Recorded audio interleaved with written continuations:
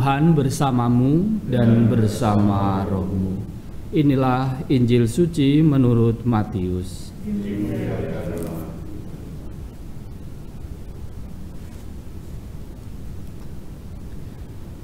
Sekali peristiwa ketika Yesus sedang berbicara dengan orang banyak, ibunya dan saudara-saudaranya berdiri di luar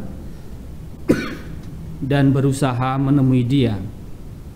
Maka berkatalah seseorang kepadanya, "Lihatlah, ibumu dan saudara-saudaramu ada di luar dan berusaha menemui engkau."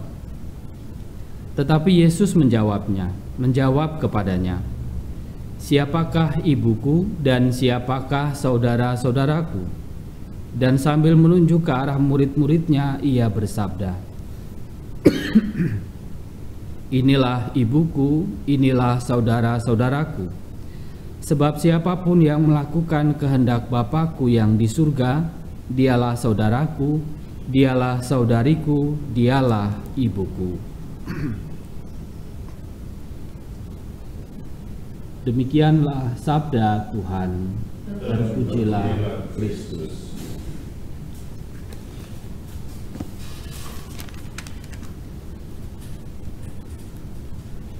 Saudara dan saudari yang terkasih, manusia senantiasa merindukan situasi yang damai, senantiasa merindukan situasi yang harmonis dalam hidupnya, dan itulah yang digambarkan dalam bacaan pertama hari ini, yang juga terungkap juga dalam referen dari Mazmur tanggapan hari ini dengan mengatakan, "Perlihatkanlah kepada kami kasih setiamu, ya Tuhan." Nabi Mika dalam nubuatnya hari ini dalam bacaan pertama menyampaikan doa kepada Allah, dan dalam doa-doanya itu dia memohon, sang Nabi memohon supaya Allah senantiasa berbelas kasih dan berharap supaya semoga Allah berkenan mengampuni dan mengampuni dan menghapuskan pelanggaran-pelanggaran bangsa Israel. Nabi Mika menyampaikan doa-doa bangsa Israel dan mengharapkan pengampunan dari Allah sehingga situasi hidup manusia pada saat itu menjadi damai.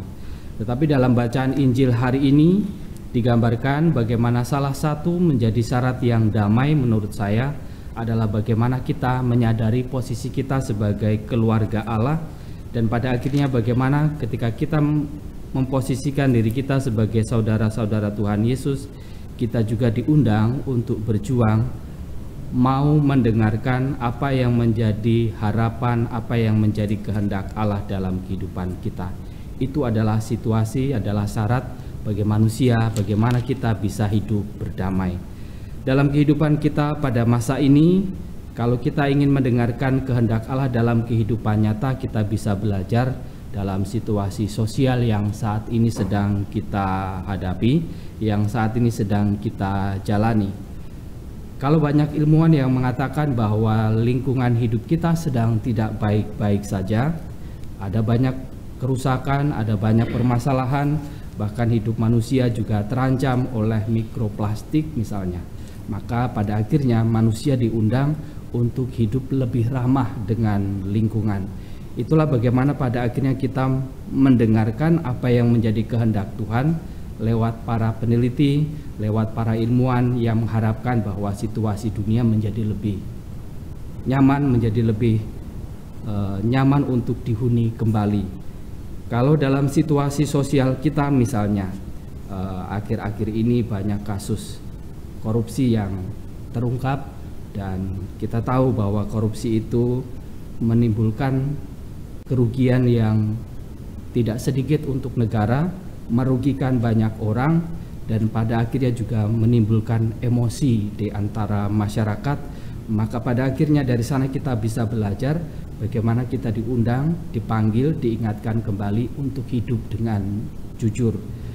Kalau dalam situasi sosial kita banyak terjadi kerusuhan di sana sini, mungkin salah satunya karena kita tidak mau untuk saling menghormati, tidak mau untuk saling mendengarkan.